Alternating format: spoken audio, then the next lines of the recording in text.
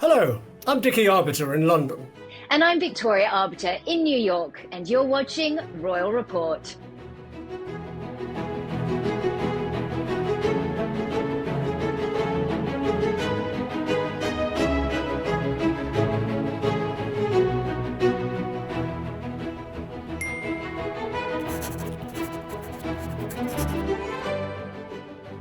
Throughout my entire life, all I have ever known is my dad working in some capacity within the royal sphere. He was one of the very first appointed court correspondents in the UK. Suddenly they realized that there was such an insatiable appetite for all things royal related that reporters were appointed the beat in particular. He later went to work directly at Buckingham Palace, first in the office of the Prince and Princess of Wales, then for Her late Majesty Queen Elizabeth II.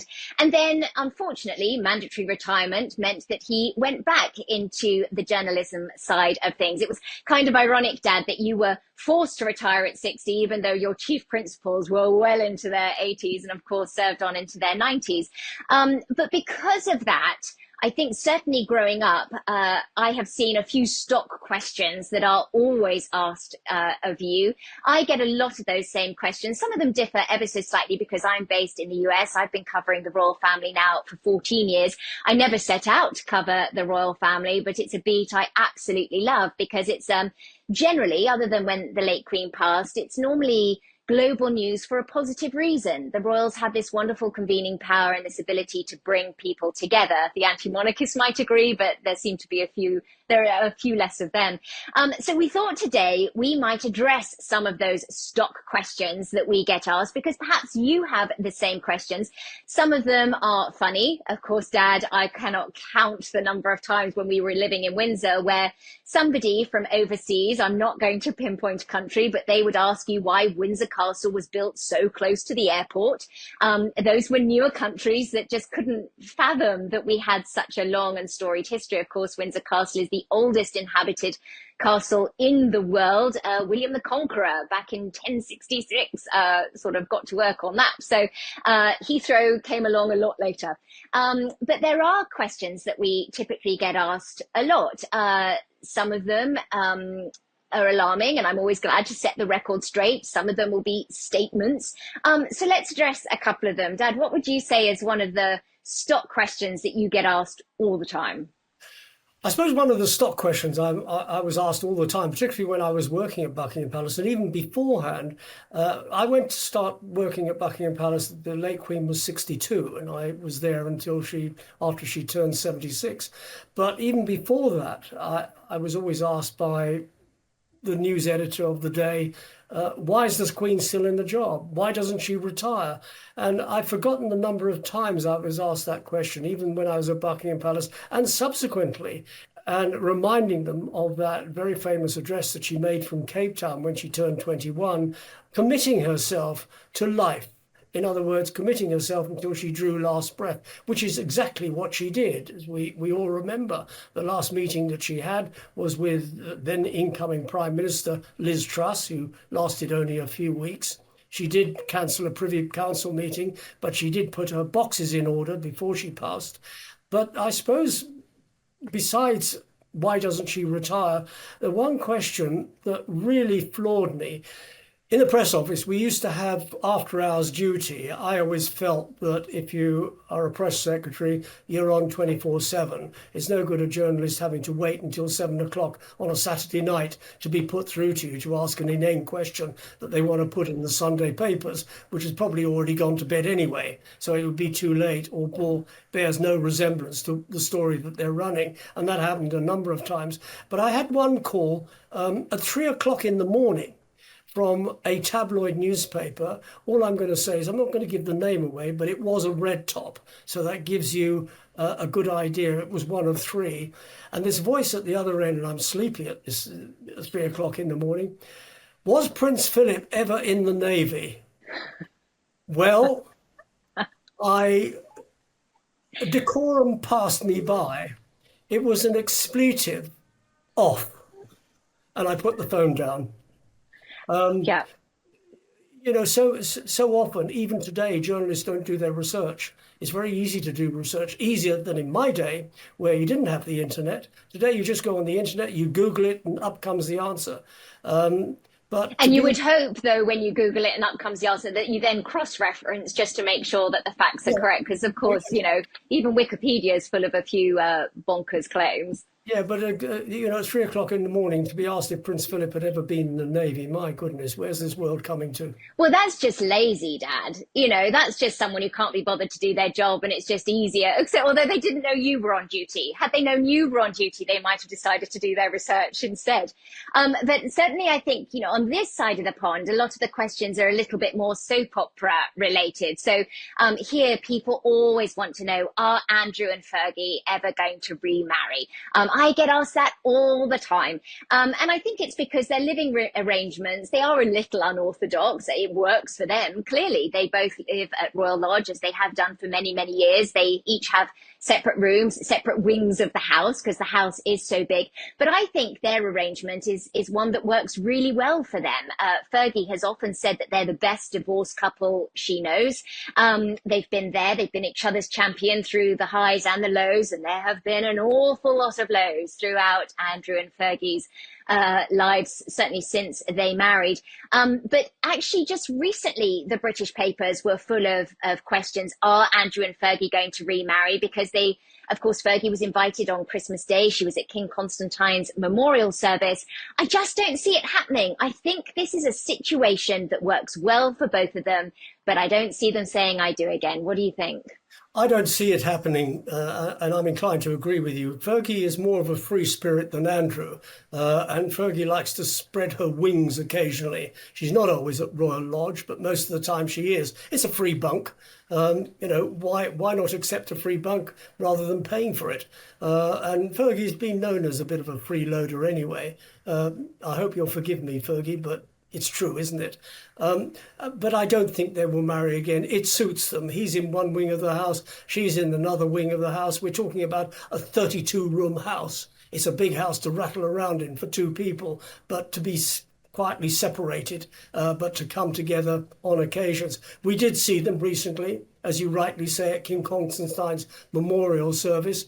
I thought it was a bit rich that Andrew leading away with Fergie about 2 steps behind. But somebody said to me the other day, couldn't they stop Andrew from being ahead? Short of handcuff him to the railings and let the others go ahead, it would have been pretty impossible. But I think most people saw it for what it was. But royal stories, they come and go. Somebody called me once at Buckingham Palace saying, "What does the word dontopology mean?" I said, "Beg What your does the pardon?" word what mean? Dontopology. It was actually a word that Prince Philip used many, many years ago in a speech where he said, "I've been accused of dontopology, putting my foot in my mouth." Which is quite true because he did it on several occasions. I was there in China in 1986 when in Kunming, which is a farming area, a very pretty farming area, he visited with late Queen a university. And he was talking to some Scottish students. And he just said quite casually, a bit like I would say to you, you live in America for so long, I'm surprised you haven't got an American accent. But you've worked at it. Whereas he said to these Scottish lads, well, stay here any longer. And they were there for a year and they'd been there about 6 months already. You'll end up with slitty eyes. The It British, was an appalling comment. I mean, it it was, wasn't appalling. It yeah, wasn't appalling comment. indelicate. The British press went apoplectic. They felt that they were, excuse me saying this, the arbiters of decorum.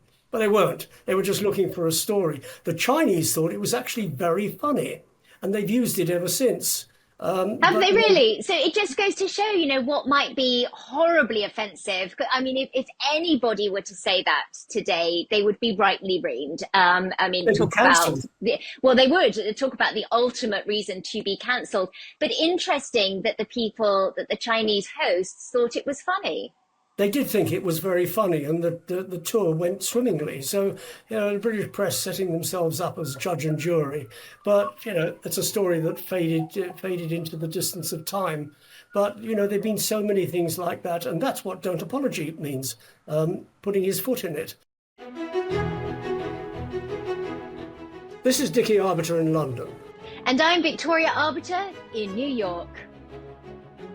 Dad and I are thrilled to be back on YouTube, and we are so excited to see that we have just soared past 6,000 subscribers. So thank you all so very much to all of you who have subscribed. We really do appreciate your continued support. If this is your first time here or you haven't done so already, please do subscribe now. By doing so, you'll help the channel continue to grow significantly, which will allow us to bring you even more fact-filled content on Royal Report. Without your support, we just can't do it. So we've set ourselves a target of 10,000 subscribers. Look down at the bottom of the screen. How do you think we're doing? Please click on the subscribe button now. There's no cost to you because subscribing is absolutely free. And don't forget, you can also click on the little bell, which means that new episodes will be sent direct to your homepage. Thank you so much. We are thrilled and grateful to welcome each and every one of you to our Royal Report Club. We'll see you next time on Royal Report.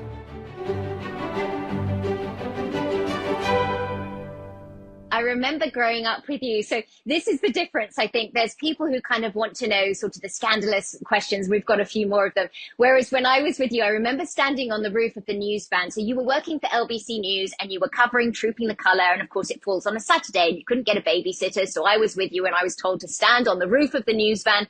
Don't move, don't speak, watch the spectacle. So that's what I did. But then when you were off air, I'd be saying, how do you know it's the Scottish Guards? And how do you know it's the Irish Guards? And how do you know it's the Welsh Guards?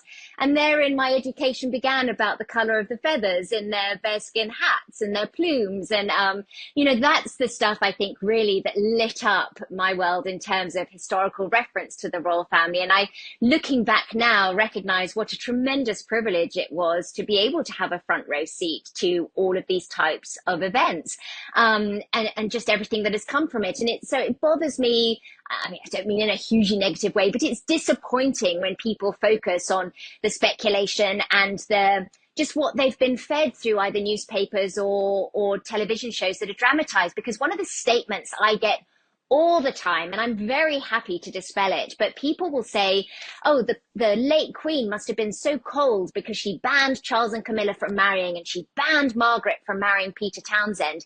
And we know full well, and as a lot of people do, but it doesn't get covered because it's not as interesting, that Charles and Camilla were never banned from marrying. Camilla married someone else while Charles was away with his deployment in the Royal Navy. Likewise with Margaret, the Queen actually, papers revealed by the National Archives in the early 2000s revealed that the Queen and then Prime Minister Anthony Eden had actually worked out a deal where Margaret could marry Peter Townsend and not lose most of her royal privileges. She just had to give up her place in line of succession. And it was Margaret that said, no, thank you very much. But the thing is, and I think this is quite interesting, Dad, going on to your experiences, that it would probably take an office the size of the Empire State Building to dispel a lot of the nonsense that gets reported. And so royals don't. And the Queen would have sat for years with this narrative that she was a mean, bad, cold-hearted sister and she banned her sister from marrying the love of her life. It simply wasn't true. But if you start pushing back on these stories, it either fans the flames or it just further perpetuates it. Yeah, it does. I mean, it's a bit like French newspapers in the 1950s. They kept on saying that the Queen and Prince Philip were separating. I suppose this was based on the fact that Prince Philip was away for several months in Britannia, sailing the South Seas and Antarctica. But there was nothing sinister in that. But they were also very heavy into saying that the Queen was pregnant, not once, but several times. And you keep saying it I think hundreds of times, yes. But if you keep saying it long enough, you suddenly put your hand up and say, well, my story was true. The fact that it happened about 6 years after you first ran the story is neither here nor there, because people's memories are very short. And they will say, yeah, well, we told you so that she was pregnant. The fact that, as I said a moment ago, the story was run 6 years prior to say, the birth of Prince Andrew in 1960. But there are all sorts of stories that appear, one of which was again, the British press harumping. I'd left the palace, but I was still asked by various media outlets to comment on the fact that the 75th anniversary of the Royal Air Force, there was a photograph to be taken at Buckingham Palace with everybody in uniform, and Prince Philip in uniform as Marshal of the Royal Air Force, and a photograph, you know, the way photographers fuss around. They want you to do this, they want you to do that. And Prince Philip got really fed up, and he said, expletive, the photograph, in front of everybody. Again, Family Channel. I wouldn't dream of saying what the expletive was. I Well, leave. royals, they're just like us. Every now and then they have a slip. Actually, while you're talking about Philip, though, Dad, I do want to address another question that is asked all the time, all the time. As the husband of the Queen, why wasn't Prince Philip known as king? Because, of course, it is a little bit confusing. Queen Camilla, as the wife of the king, is known as Queen Camilla. So why doesn't it work in terms of the husband of the reigning queen? Well, it doesn't work quite simply because Prince Philip wasn't a British royal. Had he been a British royal, which would have been pretty difficult because they're all related, she would have been marrying a relative. The analogy to that is William and Mary. William was King of Holland. He was William of Orange. So therefore, when William married Mary, he was King William. He was already a sovereign, which is why we had King William and Queen Mary. And William died and Mary carried on reigning. People would sort of try and draw another analogy. Why was Mark Phillips not a prince? Quite frankly, because they decided they wanted their children to be, for want of a better word, common, not to have titles. They felt titles would be a handicap through their lives, which they would have been. We've seen Peter Phillips being successful in certain ventures. He's failed in some. We've seen Zara Tyndall, who has been very successful as a horsewoman, and that has helped him without having the handle of a title, whatever the title might be, which is why they both decided that Mark Phillips would not have a title. I think, though, also just to be clear, so William and Mary were the exception to the rule because, of course, Queen Victoria was married to Prince Albert. He wasn't king. And so when we look at Queen Elizabeth II, she was the rightful queen. She was the heir. She succeeded her father, King George VI. And when we go to this sort of horrible sexist reason is that technically a king is considered a higher position than a queen. And so as her husband, you couldn't have King Philip because that would be the higher position than Queen Elizabeth. And Queen Elizabeth was queen regnant. She was the reigning queen, which is why Prince Philip was known Prince Philip and, of course, Duke of Edinburgh. And so I can see why it is confusing. But as with everything to do with the royal family, there are very valid, very concise reasons to all of it. Sometimes people just need a little bit of the explanation. Quite simply, a little bit of the explanation, but unfortunately, even though we've given the explanation, people will still wonder why Philip wasn't called a king. The Queen, as Queen Regnant, she was entitled to read, for example, state papers, very much the way that King Charles III is. If Philip had been called king, he wouldn't have been allowed that sort of access because he was not born blood royal. It is confusing to people out of the country. Takes time to understand the vagaries of marrying into the royal family and titles within the United Kingdom. But it works. He was quite content. He always complained that he was an amoeba. He always complained that he couldn't give his name to his family, although in later years his name was buttoned on to the Windsor name. But he was a loyal subject. He was loyal to his wife, loyal to the Queen. There were many instances where newspapers would run stories about him having affairs. One thing about Prince Philip, he was a flirt. Most men are flirts. Why not? He was a good-looking guy, but he window shopped. He never bought. Good to know. I'm glad we dispelled that. Well, there's one final question, and I approach this with profound trepidation because it is a hot topic. It is one that has caused so much scandal over the years, but I was asked it just this week, and I want to smack my head against the wall every time I hear it because it is a grotesque suggestion. It is ugly in terms of its speculation. It furthers an unkind narrative. So we're going to go for it, Dad, because you were there and you know the real story. But I have probably the single question I get asked more than any other royal is related to Prince Harry's parentage. And this is why I approach this very sensitively, because what a horrible topic to have to be constantly dealing with in terms of the media. So if you're watching this and looking for scandal, there is no scandal here, and I'm going to be emphatic about that. Prince Harry, his father, is King Charles III. If we're going to start looking at genetics, you look at pictures of Prince Harry, he looks very much like Prince Philip in his early days. He also has the Spencer colouring. He's almost a spitting image of Diana's sister, Sarah McCorquodale. You do not have to go very far to find the family likeness here. It is just unfortunate that the other gentleman that is often suggested as being Harry's father happens to have, by coincidence, similar colouring.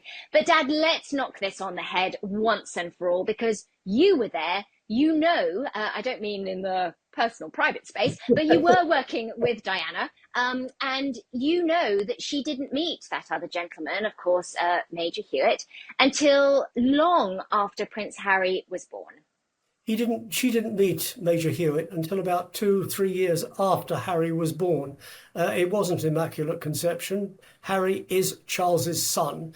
As you rightly say, he has the Spencer colouring. He looks a bit like his uncle, Charles Spencer.